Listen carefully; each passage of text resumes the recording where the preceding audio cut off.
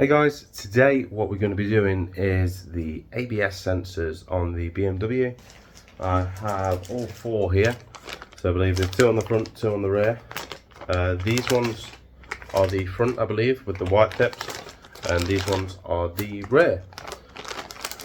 So this is essentially carrying on from what I've been chasing for God knows how long, how in fifth, doing 50 miles per hour, I am bogging down like crazy. I don't know what's happening. This is sort of a shot in the dark. I don't think it'll make too much of a difference, but I'm going to give it a go. And plus, I have had my traction light come on, and then like a few days later, and the ABS light went off. So I'm sort of thinking, I think they are on the way out. So we'll just change them anyway and see what happens. It can't hurt. So what happened was I actually bought these while the traction control light and the ABS light was on, and then it went out. So I thought, well, I've got them, I may as well change them. So let's go have a look.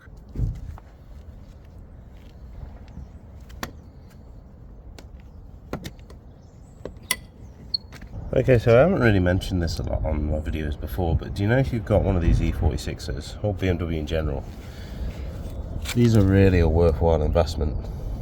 Code on it's PF5-4660, but they're quite a worthwhile investment, and they go into the slot just under there. I don't know if you can see it on camera. Because the issue you'll have is if you use your jack on that plastic bit, you're going to just absolutely destroy the jacking mount, and life won't be fun.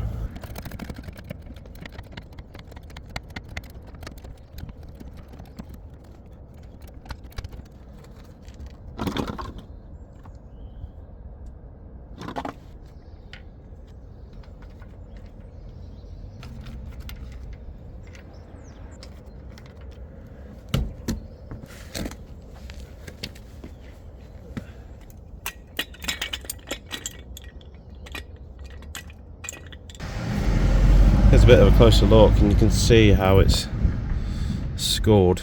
It's obviously meant to slot into somewhere, but that looks like it's been deliberately wrapped up. That is a weird sensor. Why is it just wrapped up like that? Who's done that? Someone's done that deliberately. So we need a new pad wear sensor on the rear then. Okay, so carrying on with the video, you will see that the ABS sensor is here, and that's just one Allen bolt to it. And to get it out, you simply just got to follow the lines back, and they go through here, in there, under there, and if my memory serves me correct, should lead to a little box under there. Oh, there it is. It's a bit of a awkward place, but not quite an impossible one. Oops. Don't know how well you can see that on the camera. There it is. It's just up there. There'll be one on the other side as well. With these boxes, it's literally just a little clip on the side. I might be able to show you. Here we go. There's one, two clips, and then you just unfold it, and there's your connections for your cables. Again, you can't see it that well, but you just got to unclip them. Okay, so we've now got all the cabling out of the plastic clips. They just run along the bottom there. You just got to get a flathead and just pry them open. You want the blue connector here. Don't yank it too hard, just pull it down a bit. And then I've just found with my new one, in typical Chinesium fashion, that if you look, the pins are nice and bent, so I've got to straighten them up before they go in. I don't get why we can't just have nice things. So you might have been a bit more fortunate than me and didn't have bent pins, but make sure you check, because if I tried putting that in there now with those bent pins, it'd ruin it, and I'd not be able to change it. So always check your pins. Okay, so sit rep, I am not a very happy bunny. So I've just gone to press in the plastic bit to release the sensor, and I've snapped the casing bit where you press it in. I don't know how well this is going to work now, but I am absolutely fuming. Obviously this stuff is bound to happen when we're working with 20-year-old electrics, but I'm fuming. I'm absolutely fuming. I'm hoping it can just hold in there without the clip. But then at the same time, why would they put the clip there if they didn't need it? So I've just got to thread it through and then unbolt the old one and put the new one in. Okay, so now it's just this. I think it's a 5. I'm not sure. What size is this in? Yeah, this one's a 5. I think it's just a case of needs cleaning out because it don't quite go in at the moment. Yeah, she's a bit crusty. So this is where the fun begins. I've got the nut out. It was a 5, I think, and then that will now budge. So we got to be really careful how we play this, because if we are not careful, we're going to break it off. So lots of lubricant and a bit of wire brushing and go from there, I think. And if we do break it off, then we'll just have to do the old trick of putting a screw in it and then using the claw end of a hammer to pull it out. Okay, so after quite a bit of a fight, I managed to get this out. It's quite corroded around the edges, to be fair. But then again, what do you expect with something that's been in there for 20 years? Obviously still got the BMW branding on. Okay, so I pushed all that back in, plugged it back up. Be careful with these plastic clips because not all of them connect, and they are so finicky. The wires have got to be in an exact spot, like these brake lines have got a certain rubber on them to indicate which area of the brake line should go in the clip. Whether this is going to work or not, I do not know, because I've snapped that sensor bit, so I don't know if it'll work. We'll just have to carry on, do the rest and see what happens. Okay, so after having a devastated result on the back with the snapped sensor, let's see if the front's going to be any nicer to this.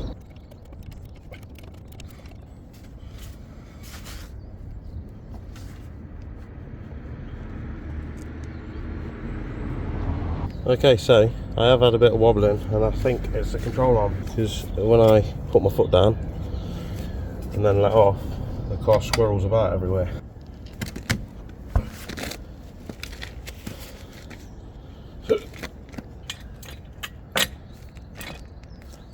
So I want to say, without jinxing myself too much, this side's a bit nicer, because there's your box, the ABS sensor. There's just 2 bits here and here, clip, and then that just bolts into the back of the front hub. So again, this I can sort of show you a bit better here. On the front it's just these 2 clips here. They open up like that, and then this should pop out.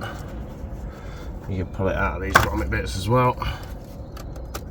There we go. And what you're supposed to do is pinch each side, and then this is supposed to come loose. No, you just pinch one side and this should come loose like that. That's how it's supposed to go down, but obviously on the back it didn't quite work that way, because I've ended up snapping it like an idiot. Now it's just a case of unbolting it.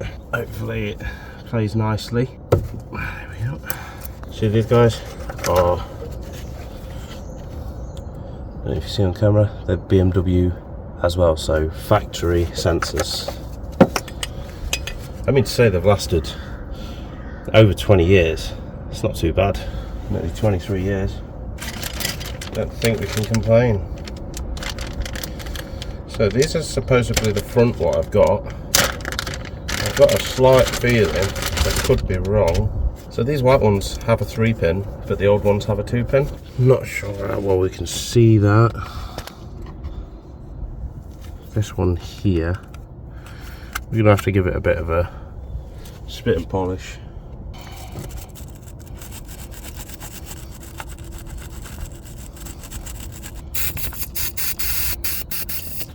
I'm not going to record the battle because it does get a bit boring, so I'll just record it when I've got it out.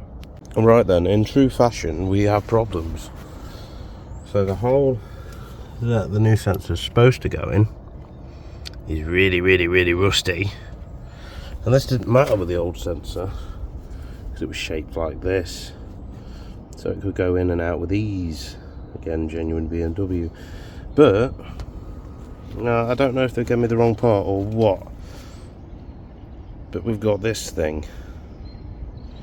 And I I've got to do a lot of cleaning if I want that to fit. Okay, so I've come to the conclusion that the white ones are incorrect. So what I suspect is the white ones are actually for the 98 to 02, and because mine is a 52 plate, I suspect they must have changed sensors, changed over to this style.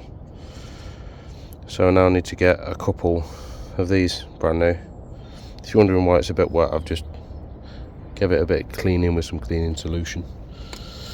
But yeah, I'm gonna have to put that one back in and come back to it another day. Okay, so on a slightly more light side of things, we got the other old one out. We didn't end up snapping the connector, and I noticed on this it's somehow got a leaf on it, so I wonder if that's been affecting it in any way, shape or form. And obviously the amount of crud on the end there, I'm wondering if it's given a false reading to the ECU on the wheel speed. I'm not sure. Let's just replace it and see what happens. Oh, and just as I thought everything was going to go smooth, as you can see again with this side, we have a faulty prong. So, another dodgy manufacturer who, I don't know, is trying to print money or something. Okay, and that's how the new one looks, all tucked away. That's how the other side should have looked without me snapping it. But then again, it don't help that the brake wear sensor was just taped up in a neat little bow and had been ground into by the brake disc. Don't know how I've not noticed that, because I have had these back wheels off before, so I'm surprised I didn't notice it. I've checked the other front wheel, it's exactly the same story with that front sensor, it doesn't fit, and I found out that both front control arms are basically knackered. Okay then, so that is the ABS sensors changed on the 46, or at least two of them, as the front two didn't seem to fit. Like I mentioned before, I think it's just a case of the sensors provided were just for 1998 to 2002. And obviously mine's 52 plate, so it's not quite compatible. I think they changed the design of them sort of late 2002. But anyway, that is it for this video. I hope it might have helped you out a bit. Hoped you could probably learn from my mistakes of going in all aggressive and snapping things isn't the right way. But yeah, that's it for this video. Till the next time. Peace.